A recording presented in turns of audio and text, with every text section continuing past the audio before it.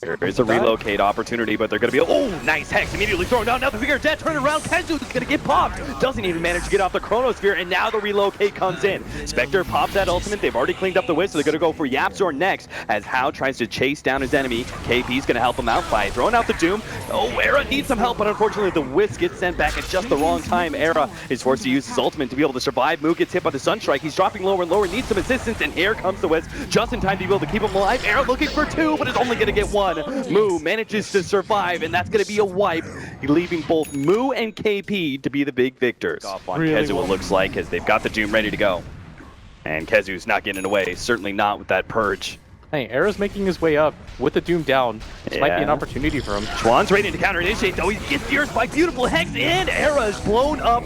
Chuan set that up beautifully. He knew, he's like, okay, Kezu's dead. I don't need to do anything about that. All I have to do is wait for Era to poke his head out, and I can get us an extra kill. Unfortunately, it's bottom lane. Oh, they actually brought the Viper back. That was not the play, as Yapzor was ready to go. Maybe Moo is actually still good, though. The Deafening Blast, and now an Earth Spike comes in. They get both of the supports, and Moo will survive through all of that. TP's away casually off of 300 HP. They're just about to come in with Moo, though. They're going to see Roshan about to die as Spectre pops that ultimate, gives them all the vision they need. Can they actually grab the Aegis? No, Era managed to pick it up. Kezu drops the Chronosphere, zoning out the rest of NewBee and catching Moo inside, but they're trying to pop it. It's just not quite enough. Meanwhile, Hao goes for a quick pickoff, tries to TP out immediately afterwards, but Era is able to stay on top of him with the help of Yapzor. Oh, Hao actually getting a save there as Chuan comes in at the perfect time with another disable. Era has to pounce himself over the trees to get out, and in the end, NewBee managed to make that Roshan fight work for them. There's still the advantage of an Aegis. Jump in, Echo Slam immediately jumping. They're going to follow this up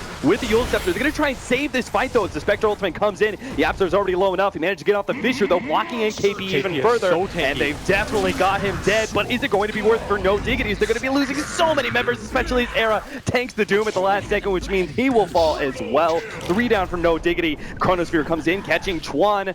They will get a second kill on this, but NewBee are still going to be very happy with this trade-off as is. Ahead of NoDiggity.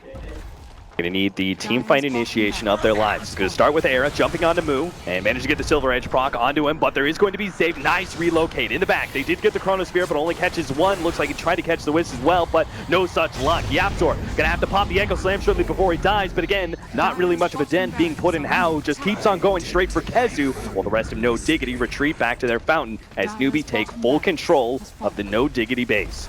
Yeah, there's almost nothing that Diggity can do now without their two big team fights. They're just going to call it at that point, but NewBee had complete control of the game for the last 20-25 minutes or so. Very cool, calm, composed play from NewBee there as they extended it into the late game. They knew they had the advantage. They knew they had essentially already won as long as they didn't make any mistakes, so they made sure to just build that advantage more and more, but it was really the early to mid game where NewBee managed to make their big plays. We saw the way NoDiggity were gaining some control. NewBee finally got the read of the game and managed to respond. Now they're going to be caught out because of it. Free kill on Koipa. Era trying to run in, see if he can get some sort of turnaround kill, but everyone from NewBee is more than healthy enough. Now they just need the full retreat. Hao not actually TPing out. They're going to relocate in with Kaka and KP. They're going to fight this one out.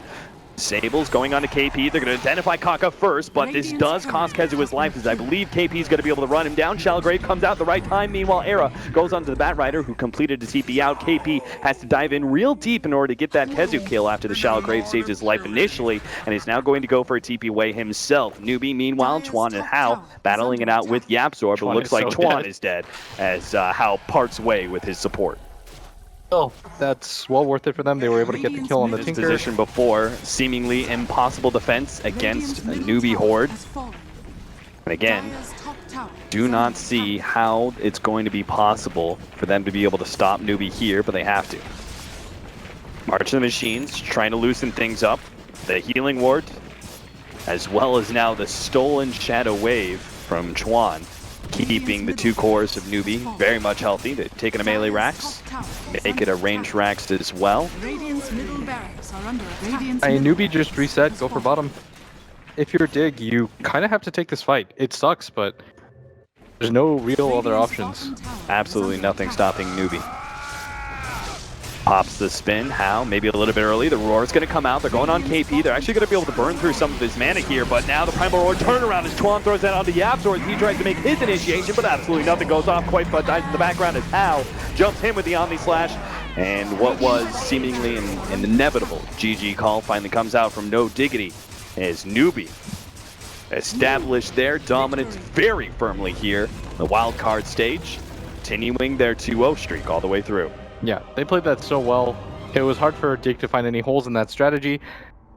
The farming efficiency with how many jungle stacks they cleared, they know that Dig like to slow down the pace of the game, but it was a really excellent play by them.